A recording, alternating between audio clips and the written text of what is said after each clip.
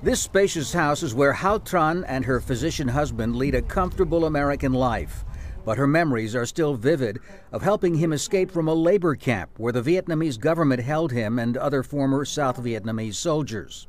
Another memory, the 17 days of drifting at sea aboard an overcrowded boat before their rescue. Almost half the global Vietnamese diaspora of 4 million live in the U.S., followed by Australia, Canada, and France. For Hao, living the American dream is no cliche. It's still a promised land for everyone, even though that now we have much difficult than before, but still, people still want to come to America.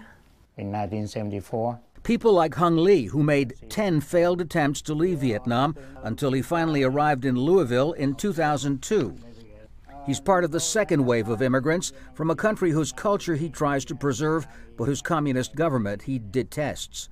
we try to promote that democracy and freedom for the Vietnamese people inside, but we do that outside here, not inside. Both these members of the older generation have returned to visit family and friends. They've taken their American-bred children along in hope of keeping a spark of their heritage alive. I believe this is part of Operation... Frank Bui, born in America, says one reason may be his parents' wish to see him assimilate. They kind of wanted to instill, I guess, American culture in me to try to make it easier for me to get along with all the other kids in school who don't look exactly like me.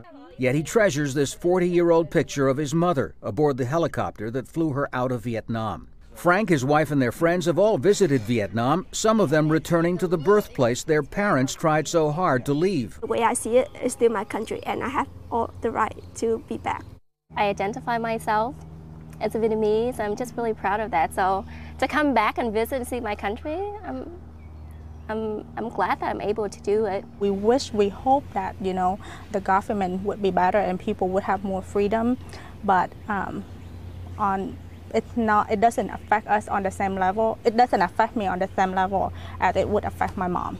Meanwhile, they chronicle their family's experience in an oral history project that collects the voices of both generations for the benefit of future Vietnamese Americans, but not for anyone in Vietnam, because the Hanoi government has blocked their website from the eyes of its citizens.